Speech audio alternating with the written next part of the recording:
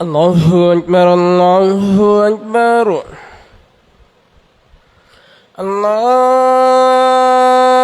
الله أكبر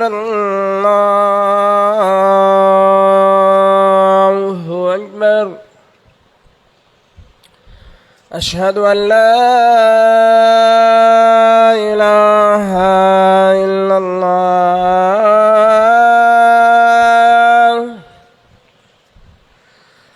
أشهد أن لا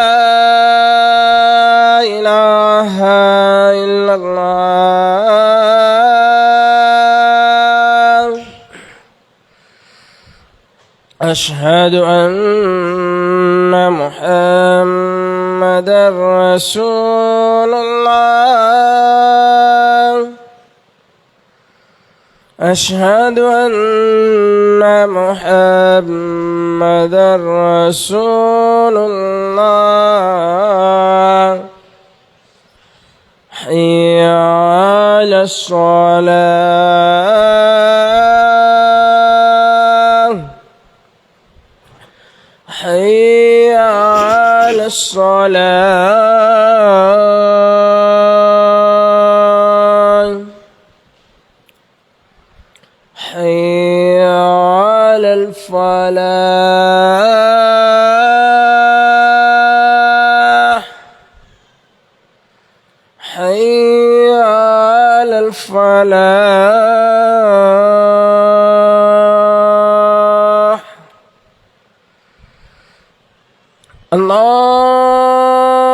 الله أكبر الله أكبر لا إله إلا الله.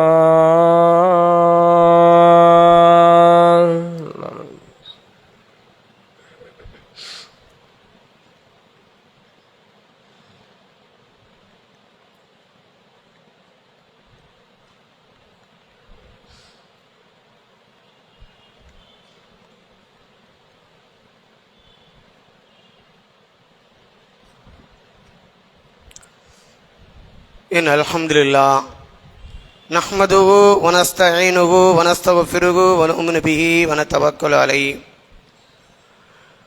ونعوذ بالله من شرور أنفسنا ومن سيئات أعمالنا من يهدي الله فلا مضل له ومن يضلل فلا هادي له ونشهد أن لا إله إلا الله وحده لا شريك له وأشهد أن محمدا عبده ورسوله أما بعد اللهم صل على محمد وعلى آل محمد كما صليت على إبراهيم وعلى آل إبراهيم إنك حميد مجيد اللهم بارك على محمد وعلى آل محمد كما باركت على إبراهيم وعلى آل إبراهيم إنك حميد مجيد فأعوذ بالله من الشيطان الرجيم بسم الله الرحمن الرحيم يا أيها الذين آمنوا اتقوا الله حق تقاته ولا تموتن إلا وأنتم مسلمون يا أيها الناس اتقوا ربكم الذي خلقكم من نفس واحدة وخلق منها زوجها وبث منهما رجالا كثيرا ونساء واتقوا الله الذي تساءلون به والأرحام إن الله كان عليكم رقيبا يا أيها الذين آمنوا اتقوا الله وقولوا قولا سديدا يصلح لكم أعمالكم ويغفر لكم ذنوبكم ومن يطع الله ورسوله فقد فاز فوزا عظيما قال نبينا صلى الله عليه وسلم بلغوا عني ولو آية அளவற்ற அருளும் நிகரற்ற அன்புடையமாகிய அந்த வல்ல அல்லாஹ்வுக்கே எல்லா புகழும் அவனுடைய சாந்தியும் சமாதானமும் கிருபையும் அகில உலகத்திற்கு அருள் கொடையாக வருகை தந்த நபிகள் நாயகம் ஸல்லல்லாஹு அலைஹி வஸல்லம் அவர்கள் மீதும் அவர்களுடைய குடும்பத்தார்கள் மீதும் அவர்களுடைய அடிச்சுவடுகளை அப்படியே பின்பற்றி வாழ்ந்த சத்திய உத்தம சஹாபாக்கள் மீதும் குறிப்பாக இந்த ஜும்மா தினத்திலே முன்கூட்டியே அல்லாஹ்வுடைய பள்ளிவாசலில் வந்து அமர்ந்திருக்கின்ற நம்மவர்கள் மீதும் என்றென்றும் எப்பொழுதும் நிலவட்டுமாக. அன்பிக்கினிய சகோதர சகோதரிகளே, அல்லாஹ்வுடைய மாபெரும் கிருபையால் அவனால் கடமையாக்கப்பட்டிருக்கின்ற இந்த சிறப்புக்குரிய ஜும்மா தொழுகைக்காக வேண்டி நாம் இங்கு கலந்திருக்கின்றோம். இந்த நல்ல ஒரு வாய்ப்பை நல்கிய அந்த அல்லாஹ்வுக்கு எல்லா புகழும். அல்ஹம்துலில்லாஹ். அன்பிக்கினிய சகோதர சகோதரிகளே, அல்லாஹு தஆலா திருக்குர்ஆனிலே பல விஷயங்களை நமக்கு உபதேசமாக சொல்லித் தருகின்றான். குர்ஆனிலே நீங்கள் எங்கு எடுத்து பார்த்தாலும் மனிதன் இந்த உலகத்திலே இப்படிதான் வாழ வேண்டும், இப்படி வாழ்ந்தால்தான் அவனுடைய வாழ்க்கை நிம்மதியாக இருக்கும், சந்தோஷமாக இருக்கும். இது அல்லாமல் அல்லாஹ்வுடைய மார்க்கத்தை அவன் பின்பற்றாமல் இந்த உலக வாழ்க்கையிலே அவன் மூழ்கிவிட்டான் என்றால் நிச்சயமாக அவனுக்கு இந்த உலக வாழ்க்கையிலே நிம்மதி, சந்தோஷம் என்பது இருக்காது என்பதை அல்லாஹ் நமக்கு சொல்லித் தருகின்றான். நம்முடைய வாழ்க்கையிலே எல்லா துறைக்கும் அல்லாஹ் தஆலா நமக்கு நேர்வழி அமைத்திருக்கின்றான். அந்த அடிப்படையிலே அல்லாஹ் தஆலா ஒரு வசனத்திலே நமக்கு சொல்லித் தருகின்றான். யா அய்யுஹல்லதீன ஆமனூ கூ அன்ஃபுஸகும் வ அஹ்லீக்கும் நாரா. ஈமான் கொண்டவர்களே என்று அல்லாஹ் தஆலா அழைத்து கூ அன்ஃபுஸிகும் வ அஹ்லீக்கும் நாரா, உங்களையும் உங்கள் குடும்பத்தார்களையும் நரக நெருப்பை விட்டு நீங்கள் காப்பாற்றிக் கொள்ளுங்கள் என்று ஒரு வசனத்திலே அல்லாஹ் நமக்கு சொல்லித் தருகிறான். நம்பிக்கையாளர்களே, உங்களையும் உங்களுடைய குடும்பத்தார்களையும் நரக நெருப்பை விட்டு நீங்கள் காப்பாற்றிக் கொள்ளுங்கள். முதலாக நீங்கள் உங்களை நரக நெருப்பிலிருந்து காப்பாற்றிக் கொள்ளுங்கள் என்றால் நாம் அல்லாஹ்வுடைய கட்டளைகளை நிறைவேற்றக்கூடியவர்களாக இருக்க வேண்டும். நபிகள் நாயகம் ஸல்லல்லாஹு அலைஹி வஸல்லம் அவர்கள் சொன்ன செய்திகளை பின்பற்றக்கூடியவர்களாக இருக்க வேண்டும். இபாதத்துகளை செய்யக்கூடியவர்களாக இருக்க வேண்டும். நற்கர்மங்களை செய்யக்கூடியவர்களாக இருக்க வேண்டும். இறையச்சத்தோடு இந்த உலகத்திலே வாழ வேண்டும். எல்லா நேரங்களிலும் எல்லா சூழ்நிலைகளிலும் தன்னை படைத்த இறைவனை நினைவு கூர்ந்தவர்களாக இந்த உலகத்திலே வாழ வேண்டும்.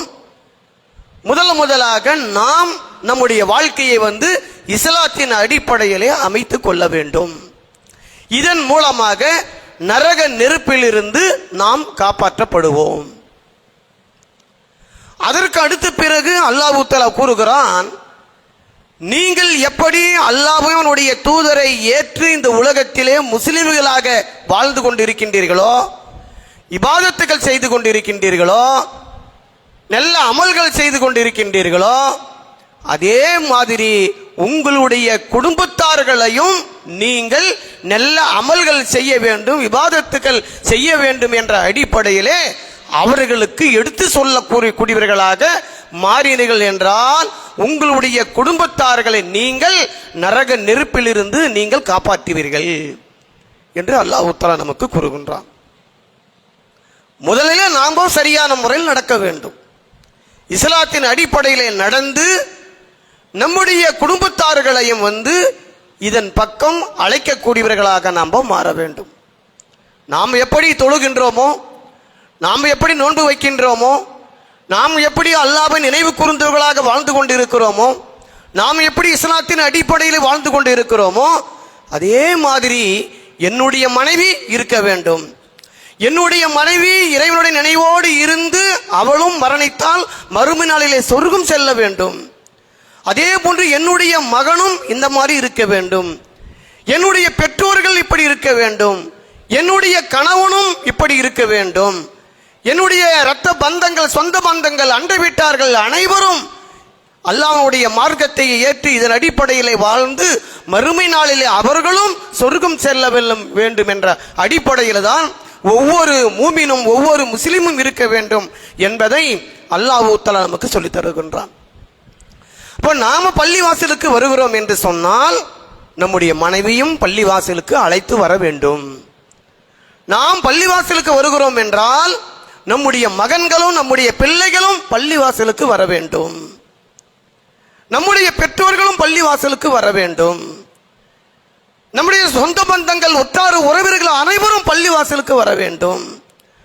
நாம் தொழுது விட்டால் மட்டும் போதாது, நாம் பள்ளிவாசலுக்கு வந்து உபதேசம் கேட்டால் மட்டும் போதாது. என்னுடைய மகனும் கேட்க வேண்டும், என்னுடைய மனைவியும் கேட்க வேண்டும், என்னுடைய பெற்றோர்களும் கேட்க வேண்டும். அவர்களும் கேட்டு இஸ்லாத்தின் அடிப்படையிலே வாழ்ந்து முஸ்லிம்களாக ஜீவித்து முஸ்லிம்களாக மரணித்து மறுமை நாளிலே அவர்களும் சொர்க்கம் செல்ல வேண்டும் என்ற மனப்பான்மையோடு முஸ்லிம்கள் இருக்க வேண்டும்.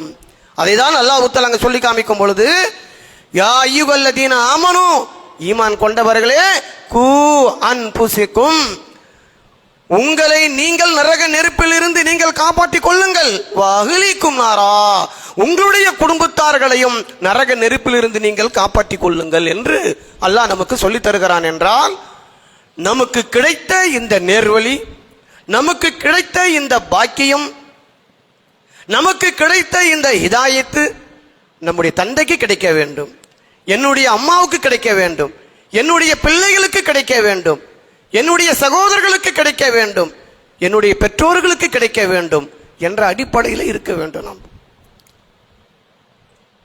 நபிமார்களுடைய வாழ்க்கை வரலாறுகளை பார்த்தீர்கள் என்று சொன்னால், அவர்கள் நபிமார்கள் அவர்களுடைய பணிகள், அவர்களுடைய அழைப்பு பணிகளை எடுத்து நம்ம பார்த்தோம் என்று சொன்னால், குர்ஆனிலே பல்வேறுபட்ட நபிமார்களுடைய அழைப்பு பணிகளை பற்றி நமக்கு சொல்லித் தருகின்றான். அதிலே நபி நூஹ் அலைஹிஸ்ஸலாம் அவர்கள் தன்னுடைய மனைவிக்கு அவர்கள் எடுத்து சொல்கிறார்கள், நான் தூதர் தானே, அவர்களை ஏற்றுக்கொள்வார்கள் என்று அவர்கள் இருக்கவில்லை. நான் ஒரு தூதர், அல்லாஹ்வுடைய தூதர். தூதர் என்று சொன்னால் எந்த அளவுக்கு அந்தஸ்து உள்ளவர். அப்படி இருக்கும் பொழுதும் தன்னுடைய மனைவிக்கு அவர் எடுத்து சொன்னார், அல்லாஹ்வுடைய மார்க்கத்தை அவர்கள் எடுத்து சொன்னார். அகில உலகத்தை படைத்தவன் ஒருவன் இருக்கிறான், அவன்தான் மகா சக்தி உள்ளவன். இந்த உலகத்தில் இருக்கின்ற சிலைகளுக்கோ கற்களுக்கோ மரங்களுக்கோ எதுக்குமே எந்த ஒரு சக்தியோ ஆற்றலோ கிடையாது. அந்த உலகத்தை படைத்த இறைவனுக்கு, அந்த ஒரே ஒரு இறைவனுக்கு மட்டும்தான் ஆற்றல் உள்ளது, ஏற்றுக்கொள் என்று அவர் தன்னுடைய மனைவிக்கு எடுத்து சொன்னார். ஆனா அவர்கள் கேட்கல. அவங்க நூஹ்வுடைய மனைவி இந்த மார்க்கத்தை அவர்கள் ஏற்றுக்கொள்ளாமலே மரணித்து விட்டார்கள். அவர் நரகத்திற்கு செல்லுவார் என்றும் கூட அல்லாஹ் நமக்கு திருக்குர்ஆனிலே சொல்லி காமிக்கின்றான். அவர்கள் ஏற்றுக்கொள்கிறார்களோ ஏற்றுக்கொள்ளவில்லையோ அது நமக்கு கிடையாது. நாம் எடுத்து சொன்னோமா, இதன் பக்கம் அழைத்தோமா, அதுதான் முக்கியம். அல்லாஹ் தஆலா மறுமை நாளில் நூஹ் நபியிடத்தில் கேட்பான், எடுத்து சொன்னியா நீ? ஆம், நான் எடுத்து சொன்னேன். என் மனைவிக்கு எடுத்து சொன்னேன். அவள் கூடவே இருந்தாள், வீட்டிலே கூடவே என்னுடைய மனைவியாக துணையாகவே இருந்தால் அவள் கேட்கவில்லை என்றுதான் அவரும் சொல்லுவார். அதே மாதிரி நூஹ் அலைஹிஸ்ஸலாம் அவர்கள் தன்னுடைய மகன், பாருங்க, ஒரு குடும்பத்தில் மனைவி கூட ஏற்றுக்கொள்ளவில்லை. எத்தனை வருஷம்? 950 வருஷம் வாழ்ந்திருக்கார் அவர். அந்த காலத்தெல்லாம் மனிதர்கள் அப்படி வாழ்ந்திருக்கிறாங்க. 600 வருஷம் 700 வருஷம் 1000 வருஷம்லாம் வாழ்ந்திருக்கிறாங்க. இப்படியே குறைந்து தான் மனிதனுடைய வாழ்க்கை குறைஞ்சிருச்சு. இப்போ இதுக்கு முன்னாடி 100 150 வாழ்ந்திருக்கிறார்கள். வர வர குறைவாகுது. நபி ஸல்லல்லாஹு அலைஹி வஸல்லம் சொல்லி காமிக்கும் பொழுது என்னுடைய உம்மத்தினுடைய ஆயுள் 60 65 வரைக்கும் தான் இருக்குன்னு சொன்னாங்க. இன்னும் குறையும் மனிதனுடைய வாழ்க்கை, மனிதனுடைய ஆயுள். அப்போ அந்த அளவுக்கு 950 வருஷம் வாழ்ந்திருக்கிறார் அவர். தன்னுடைய மகனு கூட இந்த கொள்கையை ஏற்றுக்கொள்ளவில்லை. தன்னுடைய பிள்ளைக்கு எடுத்து சொல்கிறார், மகனுக்கு எடுத்து சொல்கிறார், நம்முடைய மகன் தானே, அவன் ஏற்றுக்கொள்ளுவான், நம்முடைய மகன் தானே, அவனுக்கு தெரியும் அப்படி என்ற மாதிரி இருக்கவில்லை அவர். அப்படிதான் நம்ம நிறைய பேர் நாம் இருக்கிறோம். நானா இருந்தாலும் சரி, நீங்களா இருந்தாலும் சரி, நான் தொழுகு போறேன், நான் இந்த ஓரிரை கொள்கையில் இருக்கிறேன், என் மகனும் அப்படிதான் இருக்குவான் சொல்ல முடியாது. எத்தனை பிள்ளைகள் அப்படி இருக்கிறாங்க? ஓரிரை கொள்கையில, இந்த தௌஹீது கொள்கையில உறுதியோடு இருப்பார் தந்தை, ஆனா மகன் வேற மாதிரியாக இருப்பான்.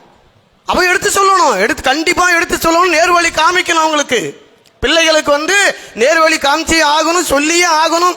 அவர்களை பள்ளிவாசலுக்கு அழைத்து வந்தே ஆக வேண்டும். நான் நன்றாக இருக்கிறேன், நான் தொழுகிறேன், என்னுடைய பையன் சரியாயிருவான் சொல்லக்கூடாது, சொல்ல முடியாது. அப்படின்னா நூஹ் நபி சொல்லியிருக்கவே மாட்டார். கடைசி வரைக்கும் சொன்னார் நூஹ் நபி அவர்கள். அல்லாஹ் தஆலா அந்த சமுதாயத்தை அழிக்கின்றான். கப்பலை கட்டு அல்லாஹ் தஆலா சொல்லி காமிக்கும் பொழுது கப்பலை கட்டினார் நூஹ் அலைஹிஸ்ஸலாம் அவர்கள். அல்லாஹ் தஆலா அந்த சமுதாயத்தை அழிக்கின்றான். அந்த நேரத்திலும் கூட மகன் அந்த தவறான கொள்கையில் தான் இருந்து கொண்டிருக்கிறான். தவறான கொள்கையில் இருக்கிற அந்த கூட்டத்தில் தான் நிற்கிறான் நூஹுனுடைய மகன். அப்பொழுது கூட அழைக்கின்றார், மகனே வந்துரு, மகனே இந்த கப்பலில் ஏறிரு, மகனே வந்துரு அப்படி என்று பாசத்தோடு அன்போடு கருணையோடு அழைக்கிறார் அவர். அந்த நேரத்திலும் கூட அழைக்கிறார் அவர். ஆனா அவன், நான் வரல, நான் மலை மேலே ஏறி எப்படியே நான் காப்பாத்திக்குவேன் அப்படின்ற மாதிரி அவன் சொல்லிடுறான். அவன் இருந்தாலும் நூஹ் அலைஹிஸ்ஸலாம் அவர்கள் தன்னுடைய மனைவிக்கும் கடைசி வரைக்கும் சொல்லுகிறார், தன்னுடைய மகனுக்கும் கடைசி வரைக்கும் சொல்லுகிறார். அவர் சொல்லாமல் விடவில்லை. அதே மாதிரி தான் நாமும் நம்முடைய மனைவிமார்களுக்கு நம்ம எடுத்து சொல்லக்கூடியவராக இருக்க வேண்டும். நாம் பள்ளிவாசலுக்கு வந்தால் மட்டும் போதாது. அவங்களும் நினைக்குவாங்க, சில மனைவிமார்கள்லாம், பெண்மணிகள்லாம், தாய்மார்கள் நினைக்கிறாங்க, என் மகன் தொழுகிறான் அது போதும், என்னுடைய கணவர் அவரு போய் தொழுகிறார் பள்ளிவாசல்ல அது போதும், அவர் தொழுது துவா செஞ்சா போதும் அப்படி என்று நினைக்கிறாங்க. அது இல்லை, அவங்களுக்கும் கடமை இருக்கு, அவங்களும் தொழுகணும், அவர்களும் தொழுக வேண்டும், அவர்களும் பிரார்த்தனை செய்ய வேண்டும், அவர்களும் நோன்பு வைக்க வேண்டும், அவர்களும் அல்லாஹ்வுடைய கட்டளைகளை நிறைவேற்றக்கூடியவர்களாக இருக்க வேண்டும். அப்ப அவர்களையும் நம்ம என்ன செய்யணும், இந்த ஓரிரை கொள்கைகளை இணைத்து பள்ளிவாசலுக்கு வரவழைக்க வேண்டும். இந்த ஜும்மா நாள் என்று சொன்னாலே நபி ஸல்லல்லாஹு அலைஹி வஸல்லம் சொன்னார்கள், ஒரு பெருநாள் என்று சொன்னார்கள். ஜும்மா நாள் என்று சொன்னாலே ஒரு பெருநாள். பெருநாள் ஏன் பெருநாள் என்று சொன்னார்கள்? அன்றைய நாள் அந்த மகல்லாவில் இருக்கின்ற அத்தனை முஸ்லிம்களும் பள்ளிவாசலுக்கு வர வேண்டும். அங்கு ஆற்றக்கூடிய உரைகளை அங்கு கேட்க வேண்டும். ஒழுக்கம் சார்ந்த அல்லாஹ்வுடைய மார்க்கத்தை, குர்ஆனில் இருக்கின்ற அந்த விஷயத்தை, அல்லாஹ் சொல்லுகின்ற ஏவல்களை, விளக்கல்களை சொல்லுவார்கள், உரை நிகழ்த்துவார்கள். அதையெல்லாம் கேட்டு அவர்கள் நல்ல ஒழுக்கம் உள்ளவர்களாக திகழ வேண்டும் என்பதற்காக அந்த வெள்ளிக்கிழமை அனைவரும் அழைத்து வர வேண்டும். கூட்டம் கூட்டமாக அழைத்து வர வேண்டும் பள்ளி வாசலுக்கு. அதான் பெருநாள் என்றது. பெருநாள் என்பது, பெருநாள் என்றால் என்ன? அனைத்து வீட்டில் இருக்கின்ற ஆண்களும் பெண்களும் பெரியவர்களும் சிறியவர்களும் அத்தனை கூட்டம் கூட்டமாக அழைத்து அல்லாஹ்வை வணங்கி அங்கு ஆற்றுகின்ற உரையை கேட்டுவிட்டு செல்லும் பொழுதுதான் மன நிம்மதி நமக்கு கிடைக்கும். நமக்கு கிடைத்த இந்த நேர்வழி, நமக்கு கிடைத்த இந்த இபாதத்து, நமக்கு கிடைத்த இந்த நிம்மதி, நமக்கு கிடைத்த இந்த சந்தோஷம் அவங்களுக்கும் கிடைக்க வேண்டும், என்னுடைய மனைவிக்கு கிடைக்க வேண்டும், என்னுடைய பெற்றோர்களுக்கு கிடைக்க வேண்டும், என்னுடைய மகன்களுக்கு கிடைக்க வேண்டும் என்றுதான் ஒவ்வொருத்தரும் இருக்கணும். அதைதான் நூஹ் அலைஹிஸ்ஸலாம் அவர்கள் செய்தார்கள் என்பதை நாம் பார்க்கிறோம். மகன்களுக்கு குறிப்பாக அதிகமாக நம்முடைய பிள்ளைகளுக்கு அதிகமாக சொல்லி வளர்க்கணும். நம்முடைய பிள்ளைகளை பள்ளிவாசலுடைய தொடர்போடு நம்ம வைத்துக் கொள்ள வேண்டும். இல்லை என்று சொன்னால் உலகம் மிக மோசமான பாதையில் போய் கொண்டிருக்கிறது. உலகம் இப்போ செல்போன் மூலமாக, டிவி மூலமாக, போதை வஸ்துக்கள் மூலமாக இந்த உலகமே இளைஞர்களை வாலிபர்களை டார்கெட் பண்ணி இருக்கிறாங்க. குறிப்பாக மாணவர்களை, கல்லூரியில் படிக்கின்ற மாணவர்களையும் பள்ளிக்கூடத்தில் படிக்கின்ற மாணவர்களையும் டார்கெட் பண்ணிருக்காங்க ஒரு குரூப் உலகத்திலே. அவர்களை வழிகெடுக்க வேண்டும், அவர்கள் போதையிலே இருக்க வேண்டும், அவர்கள் வீரியமாக இருக்கக்கூடாது, நன்றாக படித்து விழிப்புணர்வாக இருக்கக்கூடாது. இளைஞர்கள் வாலிபர்கள் இப்படியே போதையிலே மிதந்து அப்படியே அவங்க சாகட்டும் அப்படின்ற மாதிரி ஒரு குழு, ஒரு குரூப்பு, மாஃபியா கும்பல் செய்து கொண்டு இருக்கிறது. இப்படிப்பட்ட ஒரு காலகட்டத்தில் நாம் எங்கு போனாலும் சரி, பள்ளிக்கூடம் என்பது, கல்லூரி என்பது ஒரு கல்வி கற்பதற்காக வேண்டி அனுப்புறோம். ஒழுக்கமுள்ளவனாக மாறுவான். பள்ளிக்கூடம் என்று சொன்னால், கல்லூரி என்று சொன்னால் படித்து நல்ல மனிதனாக மாறுவான் என்ற அடிப்படையில் தான் நாம் அனுப்புறோம் நம்முடைய பிள்ளைகளை. ஆனால் அங்கு சென்று பார்த்தாலும் கல்லூரி பக்கத்திலே, பள்ளிக்கூட பக்கத்திலே போதை வஸ்துக்கள் விற்பனை செய்து கொண்டிருக்கிறார்கள். சமீபமாக சென்னையில் மிகப்பெரிய பிரபலமான ஒரு கல்லூரியில் இருக்கின்ற மாணவர்கள் அவர்களே கஞ்சா போதை வஸ்துக்கள் விற்பனை செய்து கொண்டு இருக்கிறார்கள் என்று சொல்லி பல்வேறுபட்ட மாணவர்களை கைது செய்திருக்கிறார்கள். தினந்தோறும் நாம் பார்க்கிறோம். இப்படிப்பட்ட ஒரு காலகட்டத்திலே நம்முடைய பிள்ளைகளை சரியான முறையில் ஜாகிரதையாக வளர்க்க வேண்டிய ஒரு சூழ்நிலையில் நாம் இருந்து கொண்டு இருக்கிறோம்.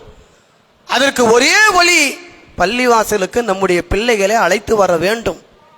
இறை சிந்தனையோடு இருக்க வேண்டும் என்ற அடிப்படையில் வளர்க்க வேண்டும். பள்ளிவாசலுடைய தொடர்பு இருக்க வேண்டும். அல்லாஹ்வுடைய மார்க்கம் தான் உண்மையானது. அகில உலகத்தை படைத்த இறைவன் ஒருவன் இருக்கிறான். அவன் சொன்ன பிரகாரம் இந்த உலகத்தில் நடக்க வேண்டும். நாம் மரணத்தை விட்ட பிறகு கபர் வாழ்க்கை இருக்கு, அதே போல மறுமை வாழ்க்கை இருக்கு, அங்கு நரகம் சொர்க்கம் இருக்கிறது என்று எல்லாம் நம்முடைய பிள்ளைகளுக்கு எடுத்து சொல்லி அல்லாஹ்வுடைய பள்ளிவாசலுடைய தொடர்பு படுத்தி நம்ம அவர்களை வாழ வைக்க வேண்டிய சூழ்நிலை இருந்து கொண்டு இருக்கிறோம். நாம் அல்லாஹ் தஆலா சூரத்துல் லுக்மான் என்ற அத்தியாயத்திலே லுக்மான் அவர்கள் தன்னுடைய மகனுக்கு உபதேசம் செய்ததை நமக்கு அல்லாஹ் சொல்லித் தருகின்றான். அல்லாஹ்வே சொல்லிடலாமே, ஒரு பிள்ளைகளை எப்படி வளர்க்க வேண்டும், அப்படி வளர்க்க வேண்டும் என்று அல்லாஹ்வே சொல்லிடலாமே. ஏன் லுக்மான் சொன்னார், லுக்மான் தன்னுடைய மகனுக்கு உபதேசம் செய்தார் என்று ஏன் நமக்கு சொல்ல வேண்டும்? அல்லாஹ் தஆலா குர்ஆனிலே பதிவு செய்து ஏன் சொல்ல வேண்டும் என்றால், எப்படி லுக்மான் அவர்கள் தன்னுடைய மகனுக்கு உபதேசம் செய்தாரோ அதே மாதிரி நீங்களும் உங்களுடைய மகனுக்கு உபதேசம் செய்ய வேண்டும், உங்களுடைய பிள்ளைகளுக்கு உபதேசம் செய்ய வேண்டும் என்று அல்லாஹ் தஆலா பதிவு செய்து நமக்கு சொல்லி தருகிறான். லுக்மான் அவர்கள் தன்னுடைய மகனுக்கு உபதேசம் செய்கிறார். யா புனைய, மகனை அழைக்கிறார், என் அருமை மகனே.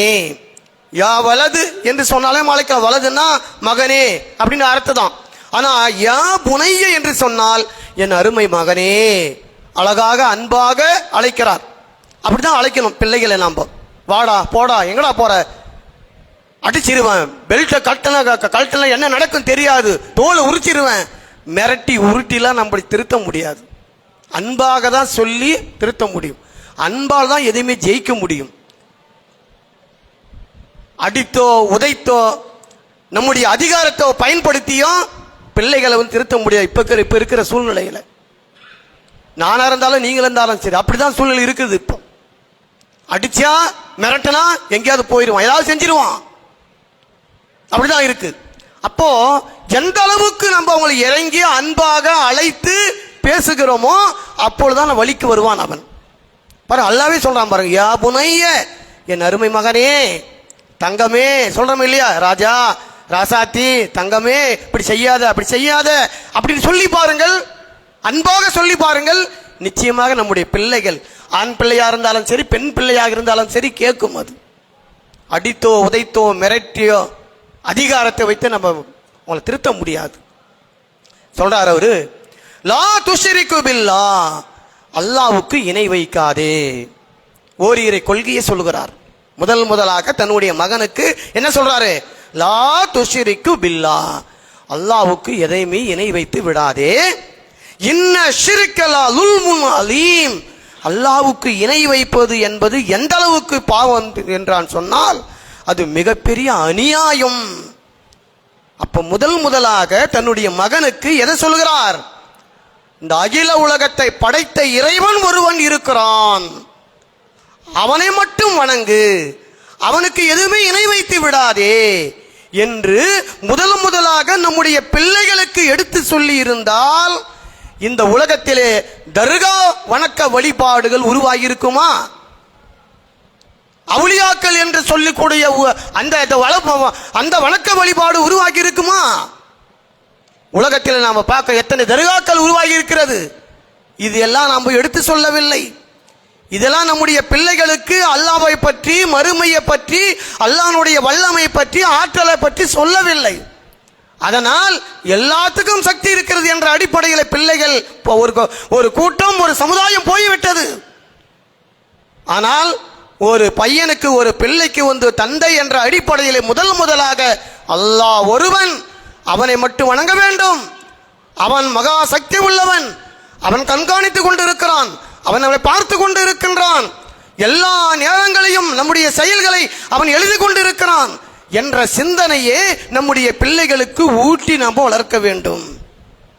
அதற்கடுத்து பிறகு இந்த லுக்மான் அவர்கள் தன்னுடைய மகனுக்கு போதனை செய்கிறார், உபதேசம் செய்கிறார், இறையச்சத்தை உபதேசம் செய்கிறார். அல்லாஹ் ஒருவன் என்று சொல்லிவிட்டு அவனுக்கு எதுவுமே இணை வைத்து விடக்கூடாது என்று சொல்லிவிட்டு அடுத்தது சொல்லி காமிக்கின்றார். அவர் நன்மையா இருந்தாலும் சரி, தீமையாக இருந்தாலும் சரி, அது கடுகளவு இருந்தாலும் சரி, அது பாறாங்களில் உள்ளே இருந்தாலும் சரி, வானத்திலே இருந்தாலும் சரி, பூமிக்கு அடியிலே இருந்தாலும் சரி, நீ செய்கின்ற ஒரு கடுகு அளவு நன்மையான விஷயமா இருந்தாலும் சரி, தீமையான விஷயமா இருந்தாலும் சரி, அல்லாஹ் தஆலா அதை மறுமை நாளிலே கொண்டு வருவான். இறையச்சத்தை போதிக்கிறார் லுக்மான் அவர்கள் தன்னுடைய மகனுக்கு.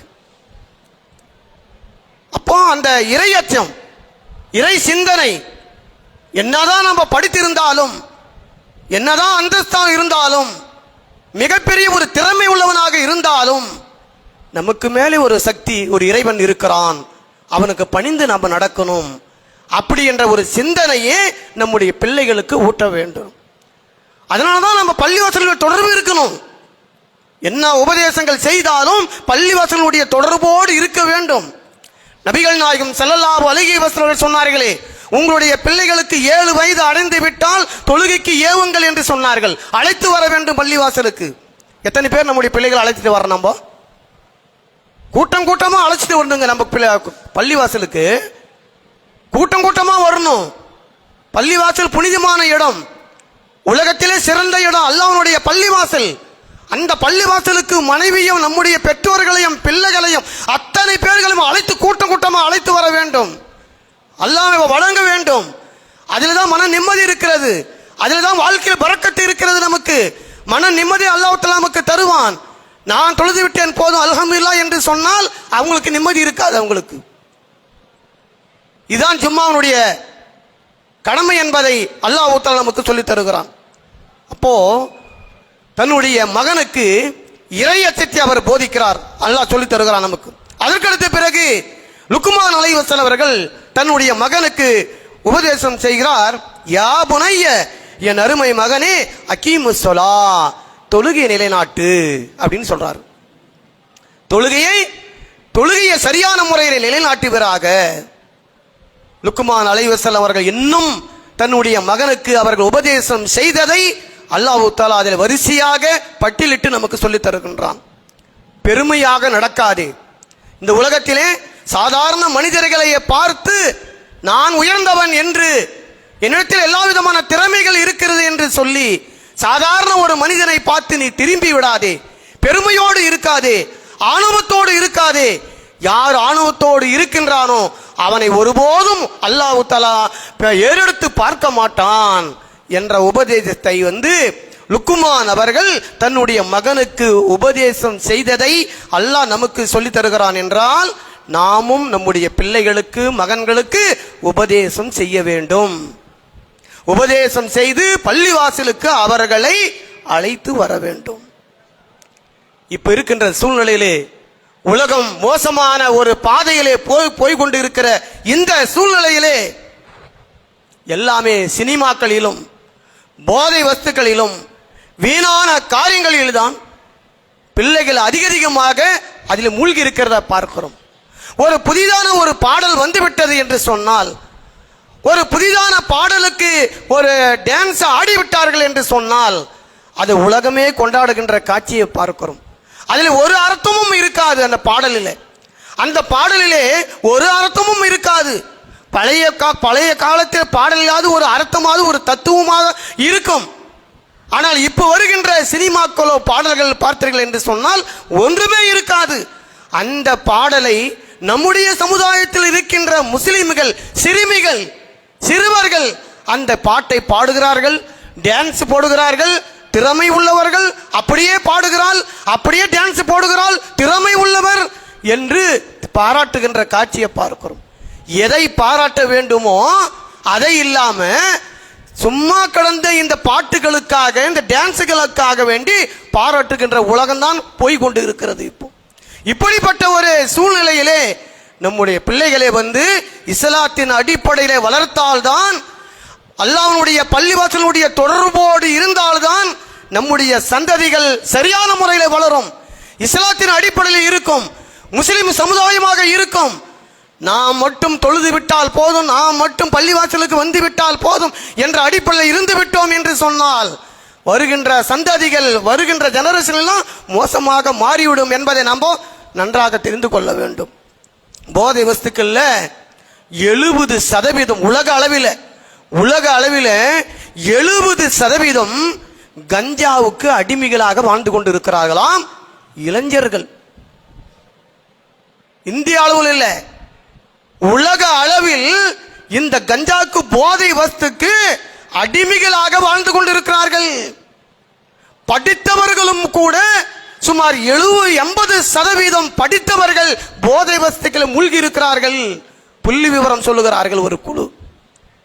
இப்படி இருக்கின்ற சூழ்நிலையிலே நம்முடைய பிள்ளைகளுக்கு இஸ்லாமிய மார்க்கத்தை எடுத்து சொல்லி அவர்கள் பள்ளிவாசலுடைய தொடர்போடு வைத்துக் கொள்ள வேண்டிய கட்டாய கடமை சூழ்நிலையில நாம் இருந்து கொண்டு இருக்கிறோம். நாம் மிக மிக ஜாகிரதையாக இருக்க வேண்டிய ஒரு கட்டாயத்தில் நாம் இருந்து கொண்டு இருக்கிறோம். நாம் நபி இப்ராஹிம் ஸல்லல்லாஹு அலைஹி வஸல்லம் அவர்களும் அவருடைய இன்னொரு மகனை யாக்கூபு அலைஹிஸ்ஸலாம் அவர்களும் கூட கடைசி காலகட்டம் வரைக்கும் தன்னுடைய பிள்ளைகளுக்கு உபதேசம் செய்தவர்களாகவே இருந்திருக்கிறார்கள். அவர்கள் நபிதான், அவர்கள் எல்லாம் தினைக்கும் நபிமார்கள். அவர்கள் அந்த நபிமார்களும் கூட கடைசி வரைக்கும் தன்னுடைய பிள்ளைகளுக்கு உபதேசம் செய்தவர்களாகவே அவர்கள் இருந்திருக்கிறார்கள். அவர்கள் நம்ம நபிதானே, பரவாயில்லை, எப்படியாவது அவங்க நெருவழி வந்துருவாங்க என்று இல்லை. அவங்க பாருங்கள், நபி இப்ராஹிம் ஸல்லல்லாஹு அலைஹி வஸல்லம் அவர்களும் யாக்கூப் அலைஹிஸ்ஸலாம் அவர்களும் படுத்த படுக்கையாக இருக்கிறார்கள்.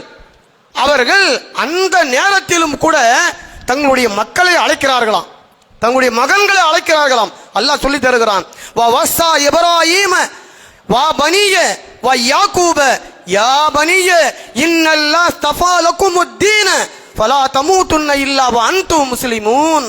பக்கத்திலே தங்களுடைய பிள்ளைகளை உட்கார வைத்து சக்கராத்தினுடைய நேரத்திலே ஒரு மரண சாசனமாக அவர்கள் சொல்லுகிறார்கள், மகன்களே, பிள்ளைகளே, அல்லாஹ் தஆலா உங்களுக்கு அழகான மார்க்கமாக இஸ்லாமிய மார்க்கத்தை உங்களுக்கு வழங்கியிருக்கின்றான். இந்த மார்க்கத்தின் அடிப்படையிலே உங்களுடைய வாழ்க்கையை அமைத்துக் கொள்ள வேண்டும். நீங்கள் மரணிக்கும் பொழுது முஸ்லிம்களாக அன்றி நீங்கள் மரணிக்க கூடாது. இப்ராஹிம் நபி அவர்களும் யாக்கூப் நபி அவர்களும் தன்னுடைய மக்களை உட்கார வைத்து அவர்கள் வசியத்தாக ஒரு மரண சாசனமாக சொல்லிவிட்டு அவர்கள் மரணிக்கிறார்கள் என்று அல்லாஹ் நமக்கு சொல்லி தருகிறான். என்றால் கடைசி வரைக்கும் தம்முடைய பிள்ளைகளுக்கு உபதேசம் செய்தவர்களாக அவர்கள் இருந்திருக்கிறார்கள் என்று பார்க்கிறோம். நாம் அதே மாதிரி தான் நபி இப்ராஹிம் ஸல்லல்லாஹு அலைஹி வஸல்லம் அவர்கள் தன்னுடைய தந்தை ஆசர், நமக்கெல்லாம் தெரியும், அவர் ஒரு சிலை வணங்கி ஒரு கோயிலிலே பூசாரியாக இருக்கிறார். அவர் அந்த குடும்பத்திலே நபி இப்ராஹிம் ஸல்லல்லாஹு அலைஹி வஸல்லம் அவர்கள் அல்லாஹ்வை பற்றி அகில உலகத்தை படைத்த இறைவன் ஒருவன் தான் என்று சிந்தித்து அவர் ஏற்றுக்கொண்டு நபியாக ஆகிறார்.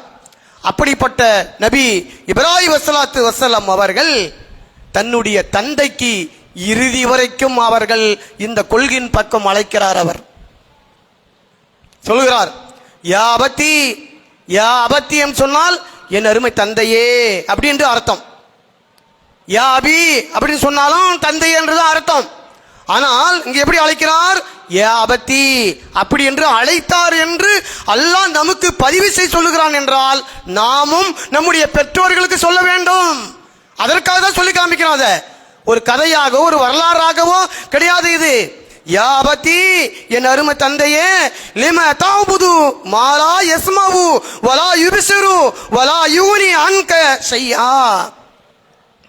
என் அருமை தந்தையே, நீங்கள் ஏன் இதை வணங்கிக் கொண்டு இருக்கின்றீர்கள்? எதற்காக வேண்டி இந்த கற்சிலைகளை வணங்கிக் கொண்டு இருக்கின்றீர்கள்?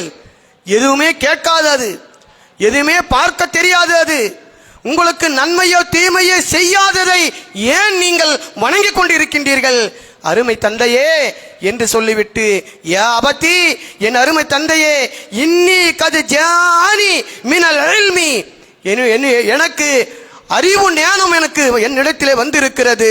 மாலம் எழுத்திக்க, உமக்கு அது இல்லை, அதனால் எனக்கு ஞானம் வந்திருக்கிறது, எனக்கு இறைவன் புறத்தில் இருந்து எனக்கு தூது செய்தி வந்திருக்கிறது, என்னை பின்பற்றுவீராக என்று எல்லாம் நபி இப்ராஹிம் ஸல்லல்லாஹு அலைஹி வஸல்லம் அவர்கள் தன்னுடைய தந்தை ஆசர் அவர்களுக்கு அழைப்பு கொடுத்தார், அல்லாஹ்வை பற்றி சொன்னார் என்று அல்லாஹ் நமக்கு சொல்லித் தருகிறான். என்றால் நம்முடைய வீட்டில் இருக்கிற நம்முடைய தந்தை தொழுகாமல் இருக்கிறார் என்று சொன்னால், அல்லாஹ்வுக்கு இணை வைத்துக் கொண்டு வாழ்ந்து கொண்டு இருக்கிறார் என்றால், இஸ்லாத்தினுடைய மார்க்கத்தில் இல்லாமல் வாழ்ந்து கொண்டிருக்கிறார் என்று சொன்னால், நம்முடைய தந்தைக்கு நாமும் எடுத்து சொல்ல வேண்டும். பள்ளிவாசலுக்கு வாருங்கள், பள்ளிவாசல் தொழுகுங்கள், உங்களுக்கு தொழுகை கடமை இருக்கிறது என்று சொல்லி தன்னுடைய பெற்றோர்களை தன்னுடைய தந்தைக்கு எடுத்து சொல்லி அவர்களையும் வர வைக்க வேண்டிய கட்டாய கடமை நமக்கு இருக்குதா இல்லையா? நமக்கு இருக்கு. எப்படி இப்ராஹிம் நபி அவர்கள் தன்னுடைய தந்தைக்கு அவர்கள் உபதேசம் செய்தார்களோ அதே மாதிரி நீங்களும் செய்ய வேண்டும் என்பதை அல்லாஹ் நமக்கு சொல்லித் தருகின்றான். என் அருமை தந்தையே, ஷைத்தானை நீங்கள் வணங்காதீர்கள். அல்லாஹ் அல்லாதவர்கள் எது எல்லாம் இந்த உலகத்தில் வணங்கப்படுகிறதோ அது எல்லாமே சைத்தானுடையது. அது கல்லா இருந்தாலும் சரி, மரமா இருந்தாலும் சரி, தர்காவா இருந்தாலும் சரி, எதுவா இருந்தாலும் சரி, அது எல்லாமே சைத்தானை நீங்கள் வணங்காதீர்கள். ஷைத்தான் என்பவன் அது ரஹ்மானுக்கு அவன் மாறு செய்யக்கூடியவனாக இருக்கின்றான் என்று நபி இப்ராஹிம் ஸல்லல்லாஹு அலைஹி வஸல்லம் அவர்கள் தன்னுடைய தந்தைக்கு உபதேசம் செய்தார். எனவே நீங்களும் உங்களுடைய பெற்றோர்களுக்கு உபதேசம் செய்து அல்லாஹ்வுடைய பள்ளிவாசலுக்கு நீங்கள் அழைத்து வாருங்கள் என்று அல்லாஹ் நமக்கு சொல்லித் தருகின்றான். நபி இப்ராஹிம் ஸல்லல்லாஹு அலைஹி வஸல்லம் அவர்கள் தன்னுடைய குடும்பத்தாரை எந்த அளவுக்கு வார்த்தெடுத்தார்கள் பாருங்கள். தன்னுடைய தந்தை அப்படி போய்விட்டார், கடைசி வரைக்கும் ஏற்றுக்கொள்ளாமல் அவர் போய்விட்டார்.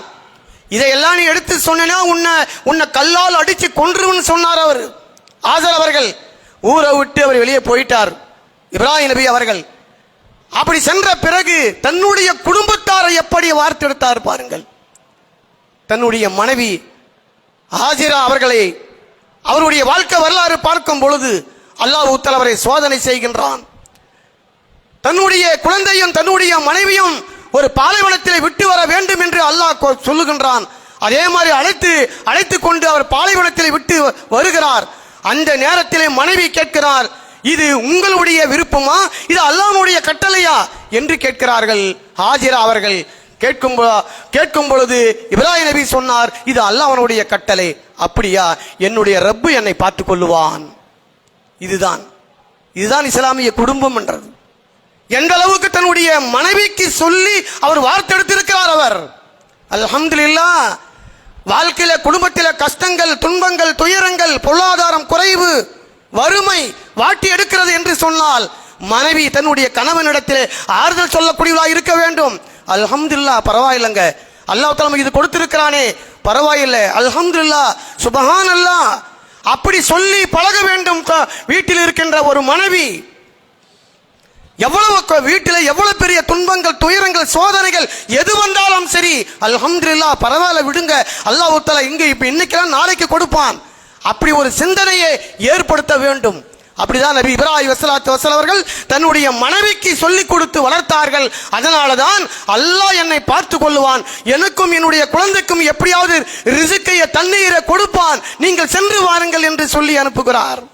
அதே மாதிரிதான் அந்த ஈமான் உறுதிக்கு அல்லாஹ் தஆலா தண்ணீரே கிடைக்காத அந்த பாலைவனத்திலே ஒரு இடத்திலே ஜம் என்ற அந்த தண்ணீரை அல்லாஹ் தஆலா வழங்கினான் என்பதை நாம் பார்க்கின்றோம்.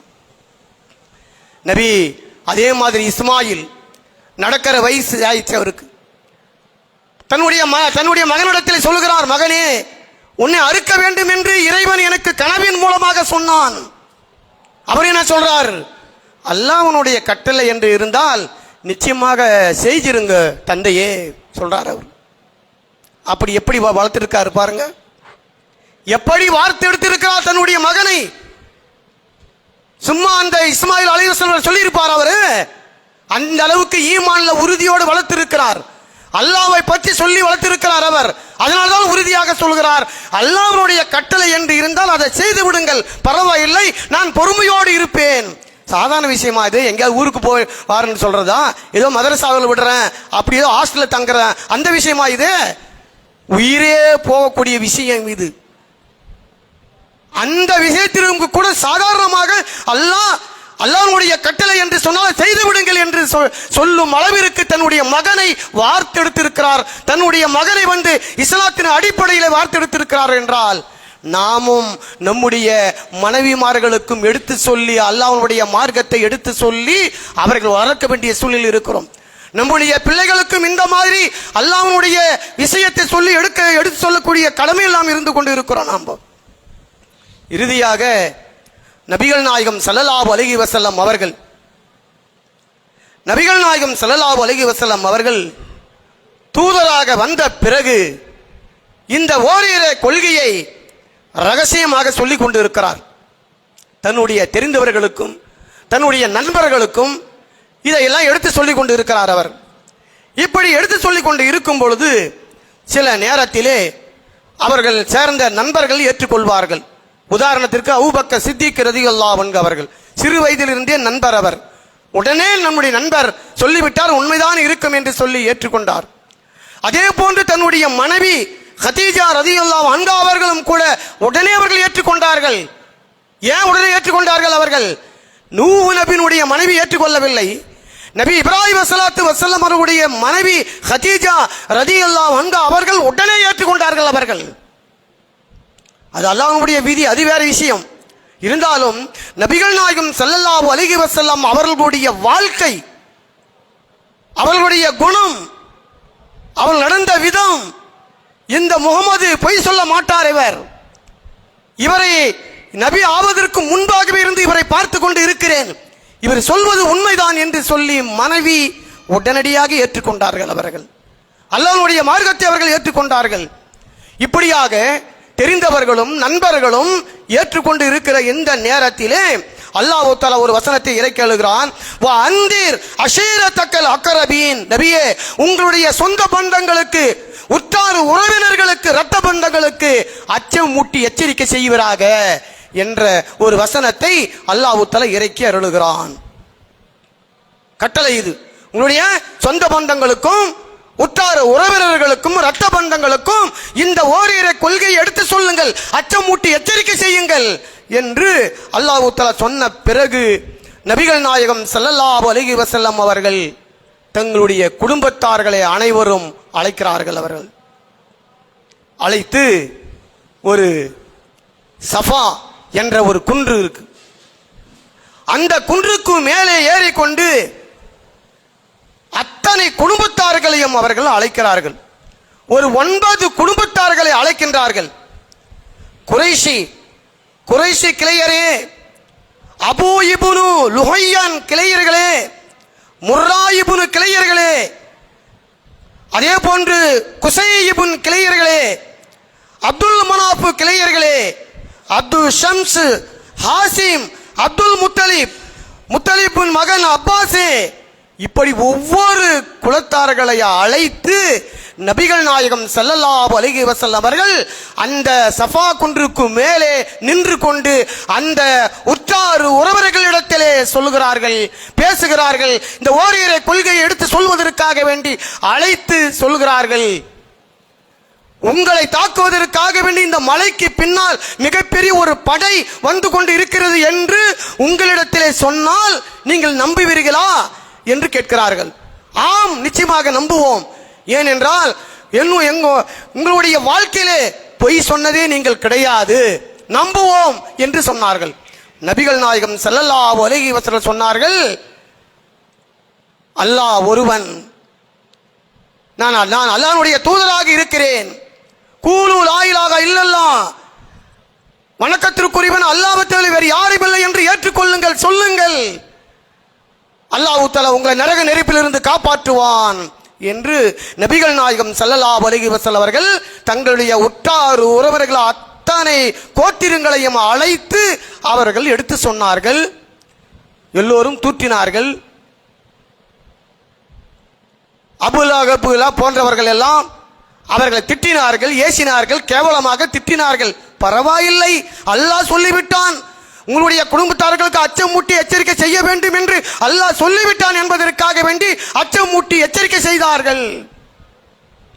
நாமும் அதே மாதிரி தான். நபிகள் நாயகம் ஸல்லல்லாஹு அலைஹி வஸல்லம் அவர்கள் எப்படி தன்னுடைய குடும்பத்தார்களுக்கு அச்சம் மூட்டி எச்சரிக்கை செய்தார்களோ, பிரச்சாரம் செய்தார்களோ, அழைப்பு பணி கொடுத்தார்களோ, அதே மாதிரி நாமும் நம்முடைய உற்றார் உறவினர்களுக்கு, பெற்றோர்களுக்கு, பிள்ளைகளுக்கு, மனைவிமார்களுக்கு எல்லாருக்குமே இந்த கொள்கையை, ஓரிரை கொள்கையை எடுத்து சொல்லக்கூடியவர்களாக நாம் இருக்க வேண்டும். நாம் நபிகள் நாயகம் ஸல்லல்லாஹு அலைஹி வஸல்லம் அவர்கள் கடைசி வரைக்கும் எடுத்து சொல்லக்கூடியவராக இருந்திருக்கிறார்கள். தன்னுடைய பெரிய தந்தை அபூ தாலிப், பெரிய தந்தை அவர்தான் வளர்த்தார். அவர் கடைசி வரைக்கும் அவர்தான் வளர்த்தார். நபி ஆன பிறகும் கூட என்னுடைய மகனுக்கு எதுவும் ஆகிவிடக் கூடாது, யாரும் இவரை ஒன்று செய்துவிடக் கூடாது என்று சொல்லி அந்த நேரத்திலும் கூட வளர்த்தவர் அபூ தாலிப் பெரிய தந்தை அவர்கள். அவர் சக்கராத்தினுடைய நேரத்தில் இருக்கிறார். பக்கத்தில் உட்கார்ந்து கொண்டு நபிகள் நாயகம் ஸல்லல்லாஹு அலைஹி வஸல்லம் அவர்கள் அழைப்பு பணி செய்கிறார்கள். பெரிய தந்தையே, லா இலாஹா இல்லல்லாஹ் என்று ஏற்றுக்கொள்ளுங்கள். இதை வைத்து மறுமை நாளிலே அல்லாஹ்விடத்தில் எப்படியாவது உங்களுக்கு நரகத்திலிருந்து காப்பாற்றப்பட்டு சொர்க்கத்தை வாங்கி கொடுத்து விடுவேன். லா இலாஹா இல்லல்லாஹ் என்று சொல்லி ஏற்றுக்கொள்ளுங்கள், அல்லாஹ்வுடைய மார்க்கத்தை ஏற்றுக்கொள்ளுங்கள் என்று பக்கத்திலே அமர்ந்து கொண்டு கருணையோடு பாசத்தோடு சொன்னார். அவர் இறுதி வரைக்கும் சொன்னார் அல்லாஹ்வின் தூதர் ஸல்லல்லாஹு அலைஹி வஸல்லம் அவர்கள். ஆனால் அவர்கள் ஏற்றுக்கொள்ளவே இல்லை.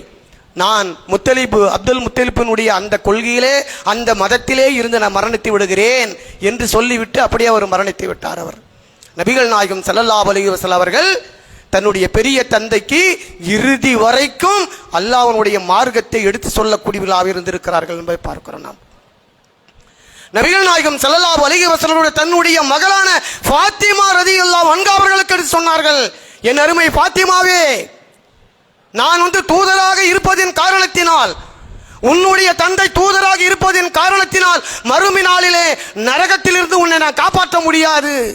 அல்லாஹ்வுடைய மார்க்கத்தை ஏற்று நீ எவ்வளவு நன்மைகள் செய்கின்றாயோ, இபாதத்துகள் செய்கிறாயோ, அதுதான் உன்னை காப்பாற்றும் என்று தன்னுடைய மகளுக்கு கூட நபிகள் நாயகம் ஸல்லல்லாஹு அலைஹி வஸல்லம் அவர்கள் பிரார்த்தனை செய்திருக்கிறார்கள் என்று சொன்னார், சொல்லி இருக்கிறார்கள் என்று சொன்னால், அன்பிக்கினிய சகோதர சகோதரிகளே, தாய்மார்களே, நமக்கு கிடைத்த இந்த நேர்வழி, நமக்கு கிடைத்த இந்த ஒரு பாக்கியம் நம்முடைய பெற்றோர்களுக்கும், நம்முடைய பிள்ளைகளுக்கும், நம்முடைய மனைவிமார்களுக்கும், நம்முடைய கணவன்மார்களுக்கும், நம்முடைய உற்றார் உறவர்களுக்கும் கிடைக்க வேண்டும் என்ற அடிப்படையிலே ஒவ்வொருவரும் தன்னுடைய வீட்டில் இருக்கின்ற அத்தனை நபர்களுக்கும் எடுத்து சொல்லி பள்ளி வாசலுக்கு வர வைக்க வேண்டிய கட்டாய கடமை நமக்கு இருக்கு. இல்லை என்று சொன்னால் மறுமை நாளிலே அல்லாஹ் தஆலா இதையும் விசாரணை செய்வான். உன்னுடைய மனைவிக்கு ஏன் எடுத்து சொல்லவில்லை, உன்னுடைய கணவனுக்கு ஏன் எடுத்து சொல்லவில்லை, உன்னுடைய பிள்ளைகளுக்கு ஏன் எடுத்து சொல்லவில்லை, உன்னுடைய பெற்றோர்களுக்கு ஏன் எடுத்து சொல்லவில்லை என்று அல்லாஹ் தஆலா மறுமை நாளிலே விசாரணை செய்வான். அலா, அறிந்து கொள்ளுங்கள், குல்லுக்கும் ராயின் வ குல்லுக்கும் மஸ்ஊலுன் அன் ரஅய்யிஹி, நீங்கள் உங்களுக்கு ஒவ்வொருவரும் பொறுப்பாளர்கள், நீங்கள் பொறுப்பை பற்றி மறுமை நாளில் விசாரிக்கப்படுவீர்கள் என்று நபிகள் நாயகம் ஸல்லல்லாஹு அலைஹி வஸல்லம் சொல்லி காமிக்கிறார்கள். என்று சொன்னால் இதுவும் ஒரு பொறுப்பு தான், இதுவும் நமக்கு பொறுப்பு தான். எனவே அந்த அடிப்படையிலே அன்பிக்கினிய சகோதர சகோதரிகளே, எப்படி நபிமார்கள் சகாபாக்கள் தங்களுடைய குடும்பத்தாருக்கு எப்படி அல்லாஹ்வுடைய மார்க்கத்தை எடுத்து சொல்லி அவர்கள் அழைப்பு பணி கொடுத்தார்களோ, அப்படி கொடுத்து எப்படி பள்ளிவாசலுக்கு கூட்டம் கூட்டமாக வரவழைத்தார்களோ, அதே மாதிரி நாமும் நமக்கு கிடைத்த இந்த நேர்வழி, நமக்கு கிடைத்த இந்த பொக்கிஷம், நமக்கு கிடைத்த இந்த இதாயத்து, இந்த பாக்கியம் எல்லாருக்கும் கிடைக்க வேண்டும் என்ற அடிப்படையிலே அவர்களுக்காக வேண்டி பிரார்த்தனை செய்ய வேண்டும். அவர்களுக்காக எடுத்து சொல்லி நாம் பள்ளிவாசலுக்கு வர வைத்தோம் என்று சொன்னால் அவர்கள் என்னென்ன அமல்கள் செய்கிறார்களோ, எவ்வளவு நன்மை கிடைக்குமோ அதே மாதிரி நமக்கும் நன்மை கிடைக்கும் என்ற அடிப்படையிலே இந்த உலகத்திலே வாழ்ந்து நாம் மரணித்தோம் என்று சொன்னால் சொன்னால் நிச்சயமாக மறுமை நாளில் வெற்றி அடையலாம். அப்படிப்பட்ட நல்ல மக்களாக ஆவதற்கு அல்லாஹ் தஆலா அனைவருக்கும் தௌஃபீக் செய்வானாக. வாஹிர் தவானா அல்ஹம்துலில்லாஹி ரப்பில் ஆலமீன்.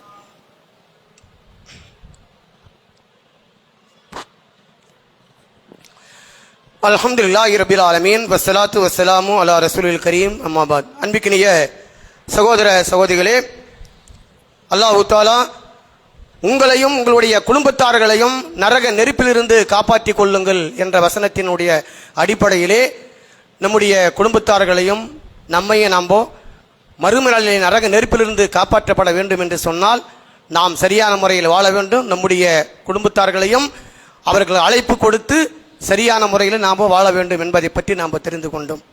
அன்பிற்கினிய சகோதர சகோதரிகளே, நம்முடைய ஜமாத்தை பொறுத்த மட்டில், நம்முடைய இந்த பள்ளிவாசலை பொறுத்த மட்டில் வெறுமனே தொழுகை மட்டும் கிடையாது. இங்கிருந்து தான் நிறைய பணிகள் செய்து கொண்டு இருக்கிறதா நாம் பார்க்கின்றோம். வார வாரம் தாயிகள் அங்கங்கு பல ஊர்களில் இருந்து தாயிகள் வர வைத்து இங்கு ஜும்மா பயான் நடந்து கொண்டிருக்கிறது. அதற்காக சகோதரர்கள் ஏற்பாடு செய்து கொண்டிருக்கிறார்கள்.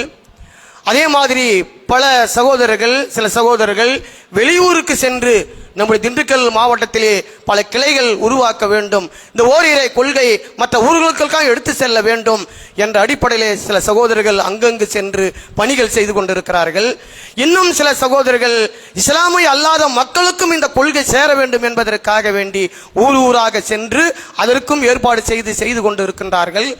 அதே போன்று நம்முடைய பள்ளிவாசலில் பல்வேறுபட்ட பணிகள் இங்கு அழைப்பு பணிகள் செய்து கொண்டிருக்கிறார்கள்.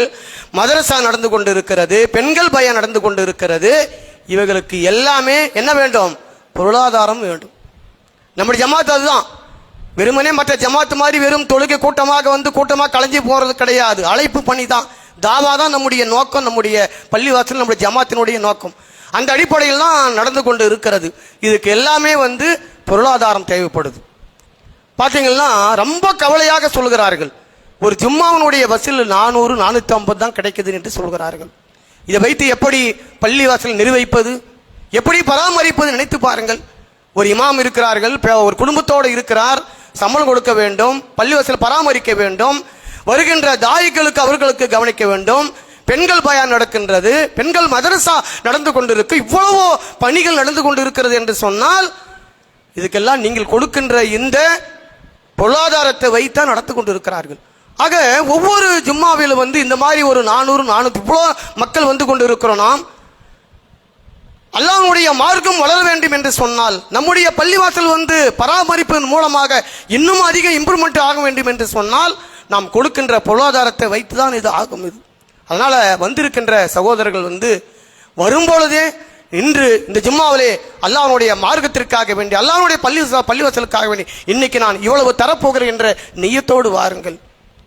அல்லாஹ்வுடைய பணி மேலுவாங்கும், அல்லாஹ்வுடைய மார்க்கம் இப்ப மேலுவாங்கும்.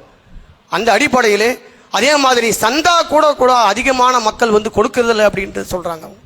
எனவே இந்த பள்ளிவாசலுக்கு நீங்க சந்தா கொடுத்தீர்கள் என்றால், இந்த பள்ளிவாசலுக்கு நீங்கள் பொருளாதாரத்தை செய்தீர்கள் என்று சொன்னால் எதுவுமே வீண் கிடையாது.